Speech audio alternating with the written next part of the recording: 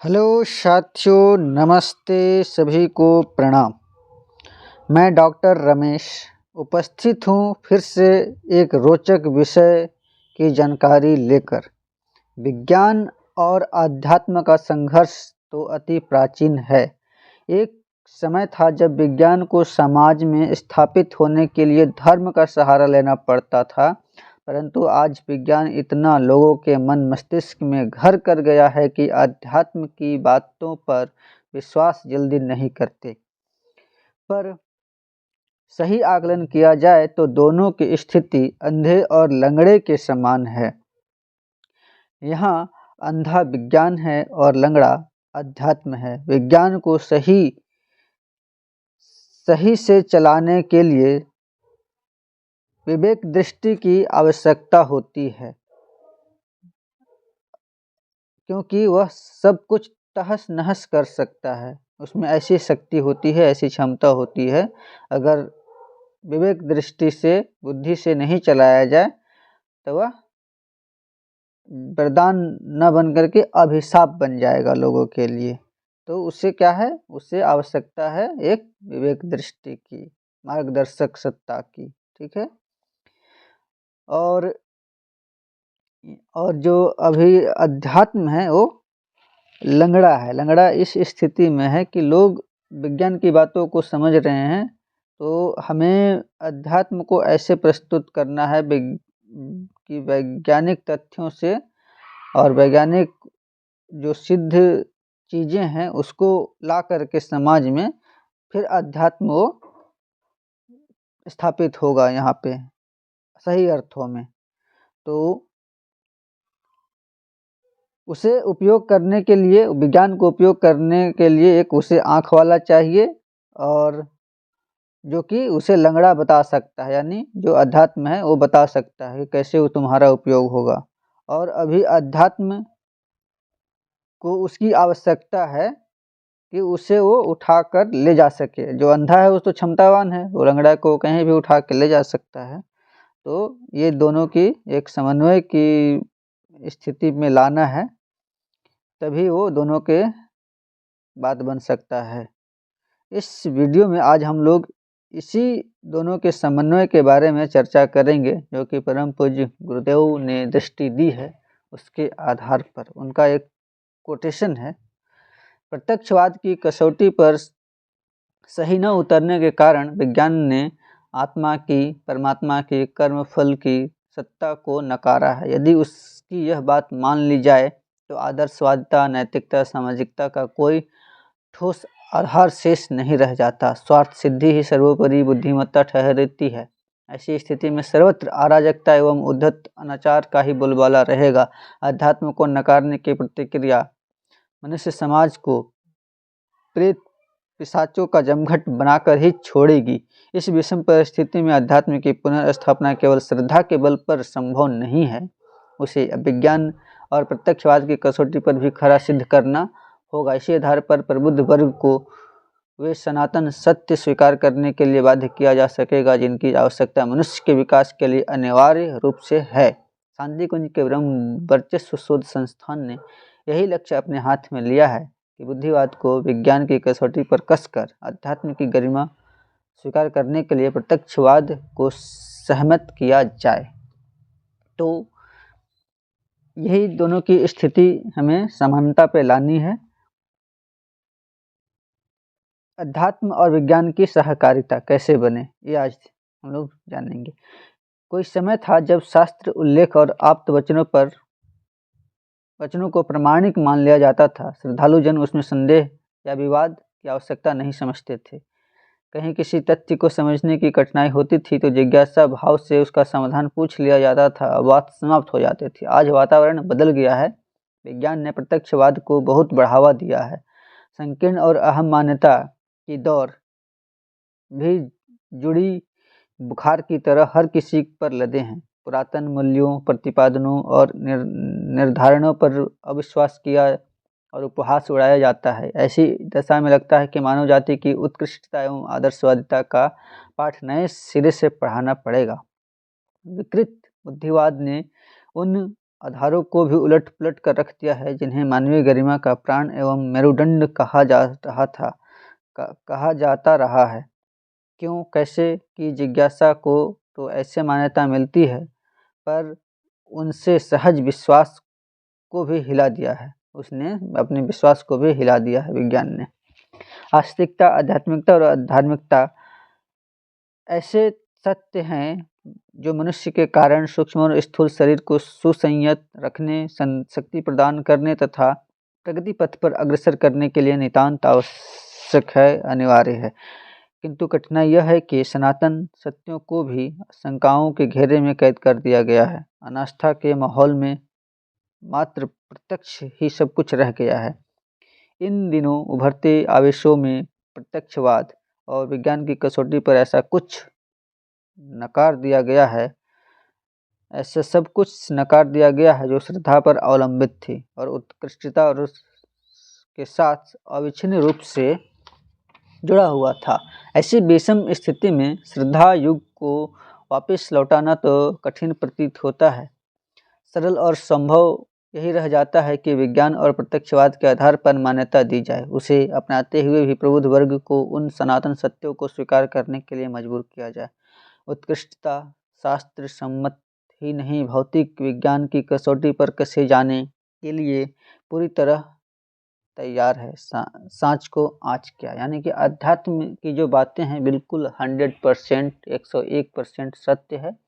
अगर उसे विज्ञान के द्वारा भी सिद्ध किया जाए तो बिल्कुल सिद्ध हो जाएगा, लेकिन विज्ञान की भी पात्रता बढ़ानी पड़ेगी, क्योंकि उसके पास ऐसे इक्विपमेंट्स, जो मशीनें हैं, उस तरह जो मन को, चित्त को, संस्कारों को पकड़ सके, ऐसा कोई मशीन नहीं अभी तक बना। अगर वैसा मशीन बन जाए तो अध्यात्म या जो भी धर्म की बातें हैं बिल्कुल 100% सत्य होंगी। इसमें कोई दुविधा की बात नहीं है। सांच को आँच क्या। शांति कुंज के ब्रह्म वर्चस्व संस्थान ने एक ही लक्ष्य हाथ में लिया है, बुद्धिवाद की विज्ञान की कसौटियों पर कसकर अध्यात्म के मान्यताओं की गरिमा स्वीकार करने के लिए प्रत्यक्षवाद को सहमत किया जाए। कार्य बहुत कठिन है। इसके लिए ज्ञान विज्ञान की अनेकानेक दिशाधारा हाथ में लेना पड़ेगा। अध्यात्म का विज्ञान के साथ और विज्ञान का अध्यात्म के साथ इस प्रकार तालमेल बिठाने के लिए पथ प्रशस्त किया जाएगा कि दोनों ही अपने को सत्य शोधक स्वीकार करें, अपनी मान्यताओं को दूसरे पक्ष की कसौटी पर कसकर देखें और उन्हें दोनों आधारों पर सिद्ध करने की चेष्टा करें। यदि पूर्वाग्रह न रहें, अपना कथन सत्य एवं दूसरे का झूठा ठहराने की दुराग्रह न रखें, तो आज के परिवेश में अध्यात्म और विज्ञान का समन्वय संभव है। यदि ऐसा बन पड़े तो मनुष्य के सामने इन दिनों बहुत बड़ी उलझन का निराकरण होगा। दो विपरीत दिशाओं में खींची जाने वाली बुद्धि असमंजस की अनावश्यक खींचतान से बचकर एक सीधी, सुनिश्चित एवं सर्वमान्य दिशाधारा पर चल सकने में समर्थ हो पाएगी। विज्ञान ने आत्मा की, परमात्मा के कर्मफल की सभी बातों को नकार दिया है। यदि इसकी बात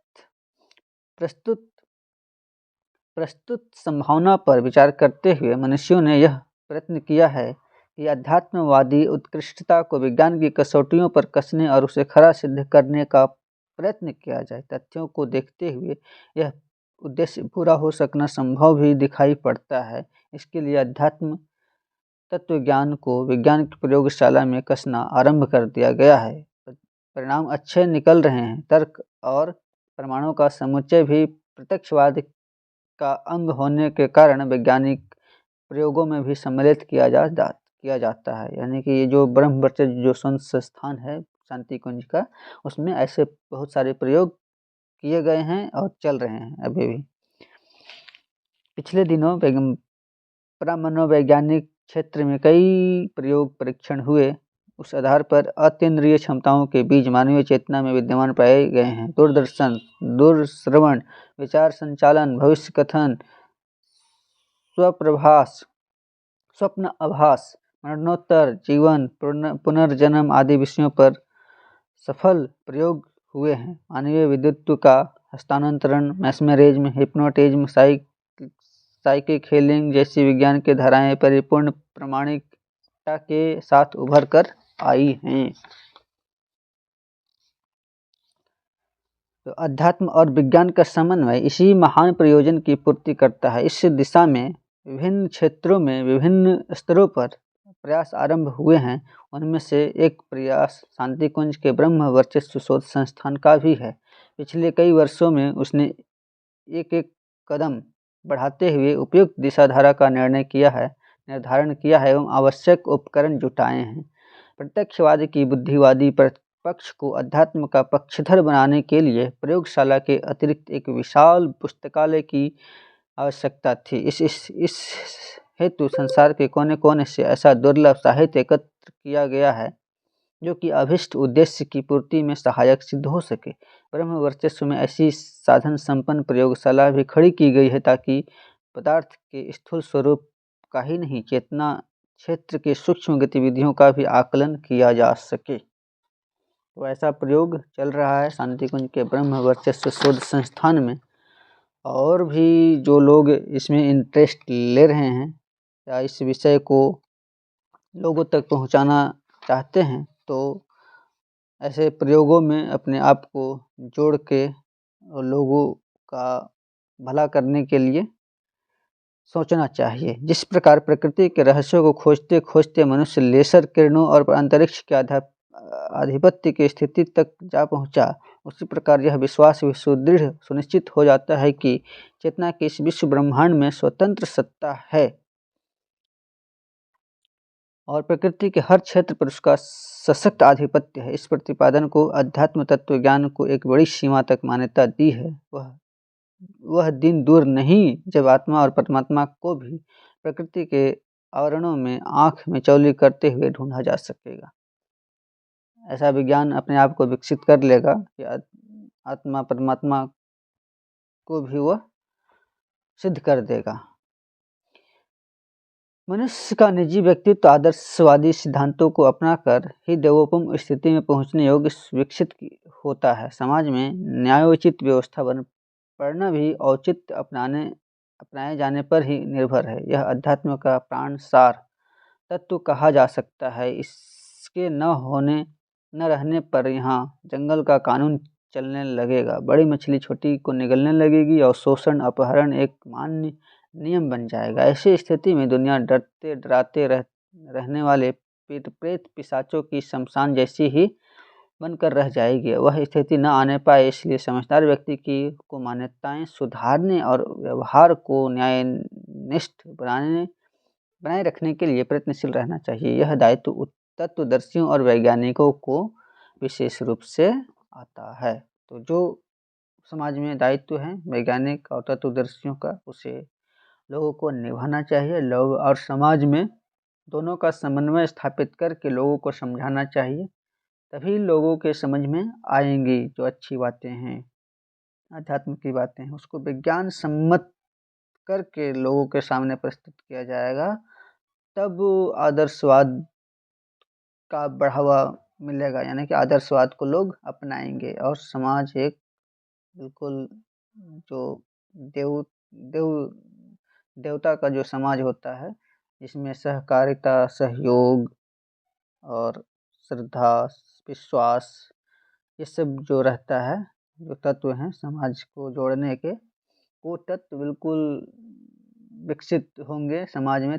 और फिर जो हमारी जो धरती है वो बिल्कुल सुव्यवस्थित, सुसंस्कृत और समृद्ध बनती चली जाएगी। तो आज का विषय आप लोगों को कैसा लगा कमेंट करके बताएं, ताकि हमें भी प्रेरणा मिले ऐसे विषयों को चुनकर लाने के लिए गुरुजी के साहित्यों से। तो मिलते हैं अगले वीडियो में, तब तक के लिए नमस्कार, प्रणाम।